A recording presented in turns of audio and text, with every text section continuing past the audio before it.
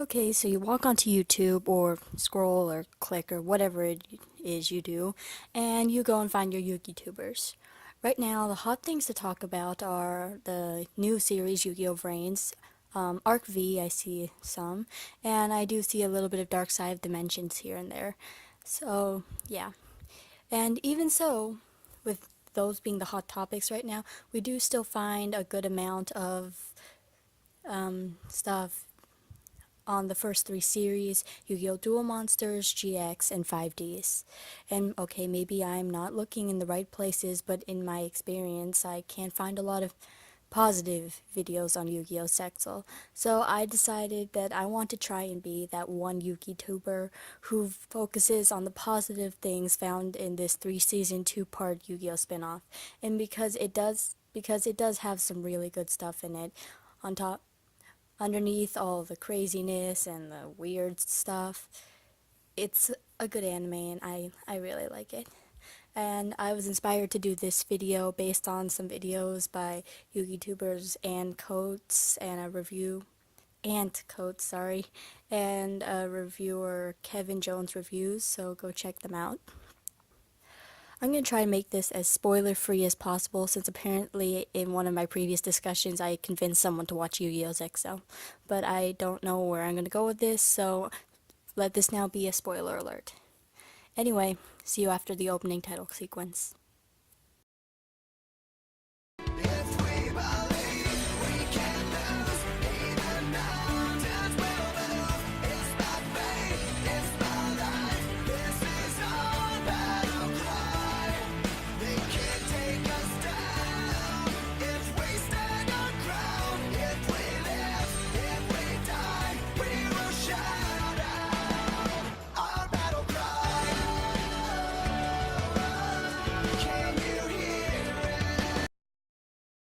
Okay, so this video ended up not being as organized as I wanted to be, so this is probably going to just be the first part of maybe a 2-part video series, because there's more that I want to say, but it's already so long, and I'm tired, you're tired, but let's get started.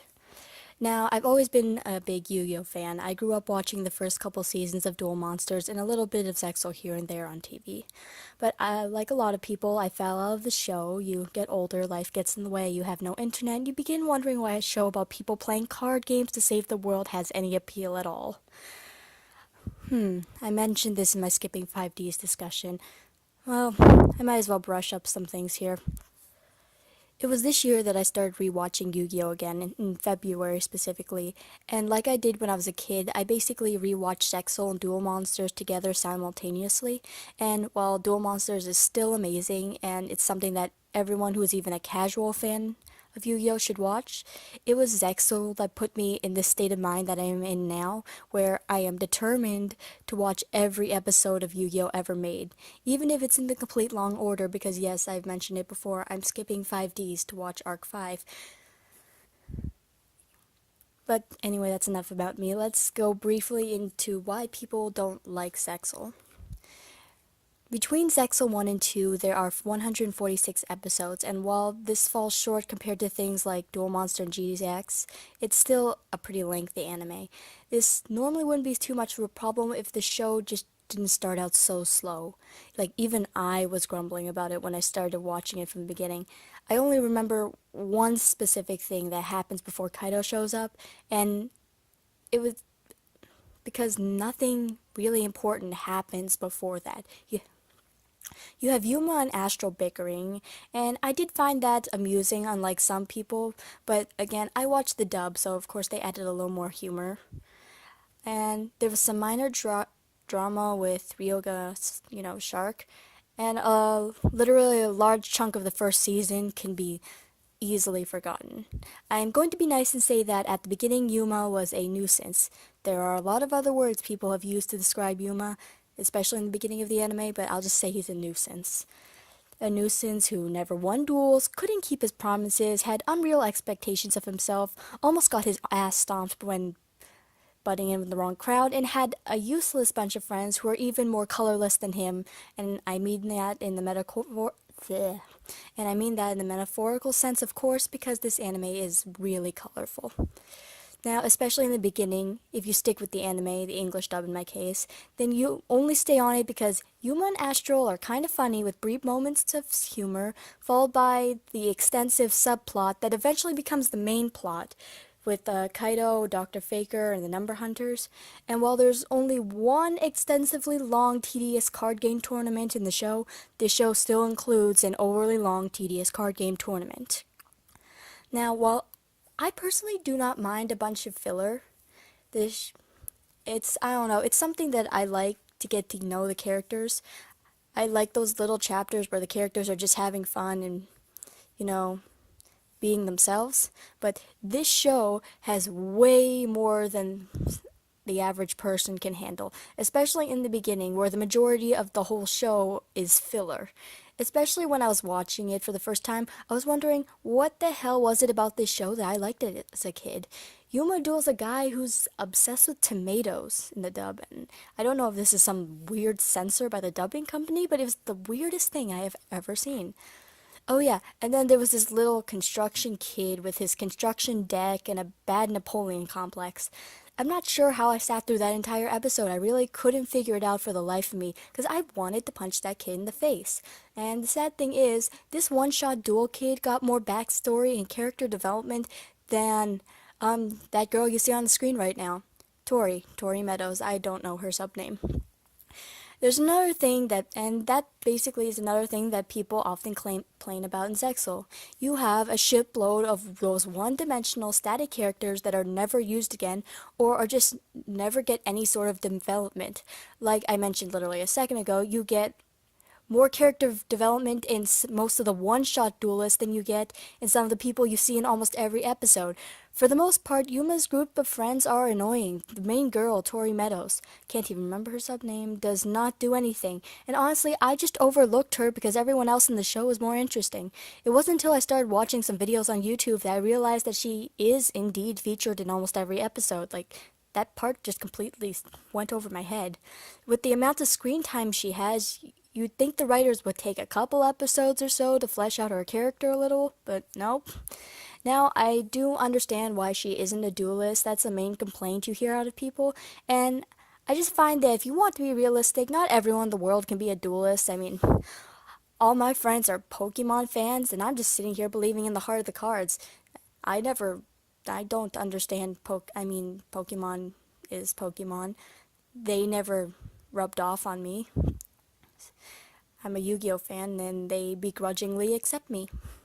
But I feel like if Tori picked up a deck every once in a while, just because we have to watch her on screen all the time, it would have made her a more interesting character. This has been pointed out by a ton of people, but I might as well reiterate the fact, because she is a kind of static, boring, cheerleady, cliche girl character. There are like a lot of stronger girl characters, and she doesn't meet the bill. And like I said before, I never thought of her as one of the main characters, but apparently she is one, and I guess with that much screen time, she gets the obligatory main character title. And most of Yuma's entourage is like her, two-dimensional and annoying. I'm not going to say all of them, but most of them are like that.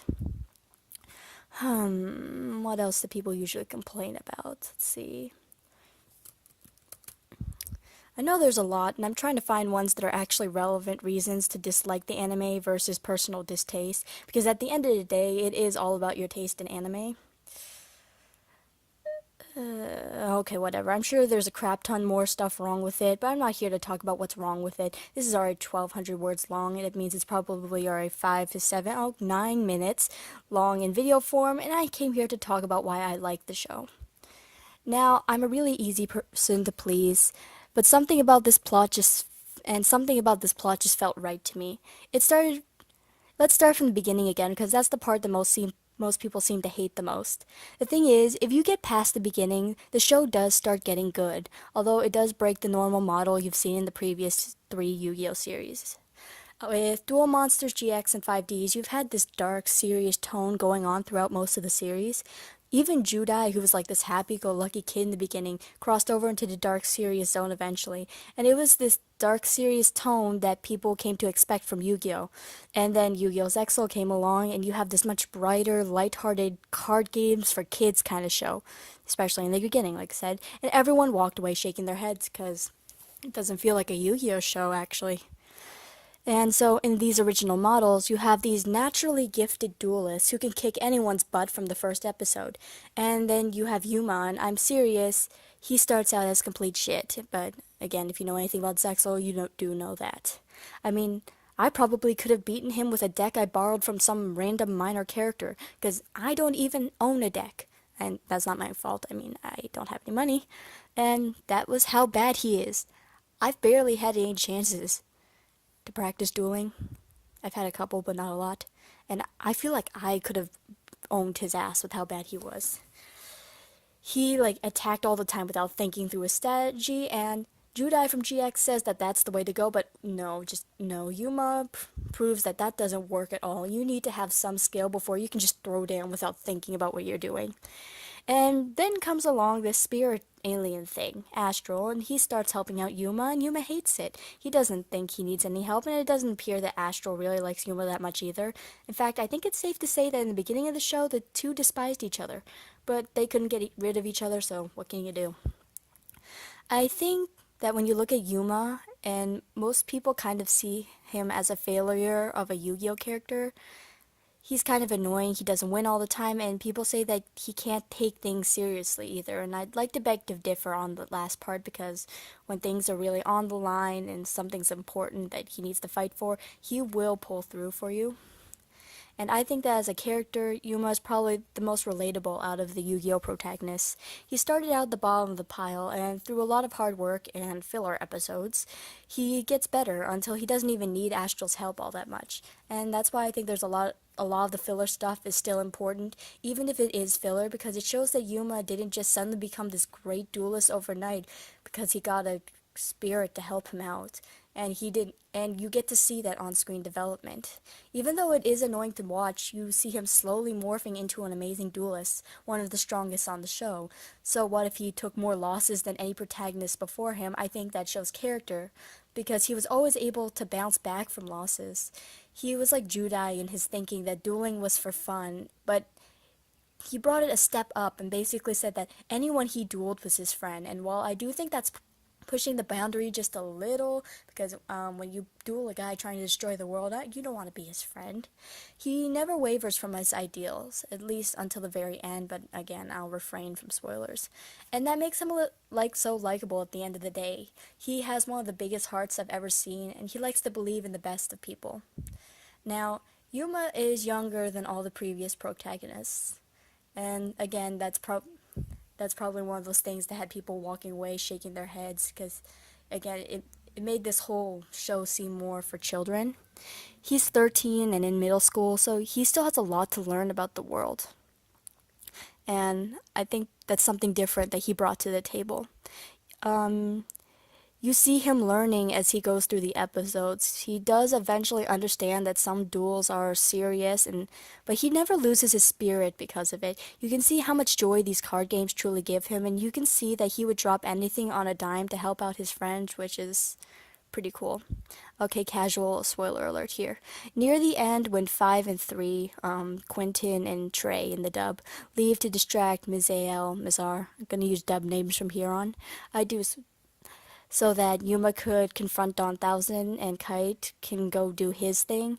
I was immensely touched at how they had to do it. Basically, Trey and Quentin, they deceived Yuma into believing that they weren't going to help him out with this final battle because what's his name? Quattro was already gone, or something along those lines. They knew that Yuma wouldn't have left if he had known ahead of time that they were going to go face Mizar, and he would have wanted to stay and help them out. In cases like this, the excessive friendship doesn't bother me at all, because it just shows how much his relations mean to him, that he would do anything on the face of the earth to protect those he considered a friend. And he considered a lot of people a friend because he considered everyone he dueled a friend. And that sort of thing always tripped me up. I could go into Yuma's relationship with Astral, the amazing stories we had with the rivals Kaido and Shark, and the weird funny moments in the dub, but I think I've worn out your eyes and ears long enough. I will go into all this stuff in a later part, but so like I said before, I'm going to make another part to this video with all that stuff I just said. So yeah, I think Yuma is, while different than all the Yu-Gi-Oh protagonists, I think he's a really great character. He's like the nicest guy you'll ever meet, and maybe it's just me, but I don't like the dark, moody guy to be the main character, because you would have, I like be seeing the motivations from the sides, and that's why I liked Kaido as a well, not really an antagonist, an anti-hero almost, one of the rivals. He, yeah, I don't know, I just like having them as like one of the characters who isn't doing the narration, and so I think Yuma played the main character spot really well. Um, I'm just gonna put this down as a note so I'll remember. I do like that there's a family dynamic in Zexal. That's a pretty cool thing. I've always loved the family dynamic, especially when the family is not a complete ass to the character. So there's that. Anyway, that's all for today, folks. Thank you for listening, and stay tuned for a sequel to this video discussing all the stuff I just mentioned. The YouTube, let me skip that. I just want to bring up that since people say that Zexal is for a younger generation or for this new generation of Yu-Gi-Oh users, I feel like I am from the old generation with Duel Monsters and stuff, but when you look up the Yu-Gi tubers, I think I'm a little bit younger than most of them. And that's not saying much because I'm 18. So I might have different thoughts. Anyway, check out my first video, which is a bit of an analysis on the Yu-Gi-Oh! Zexal Dual Disc. And give me your thoughts below, comment, subscribe, and I'll see you in the next upload. Mya out.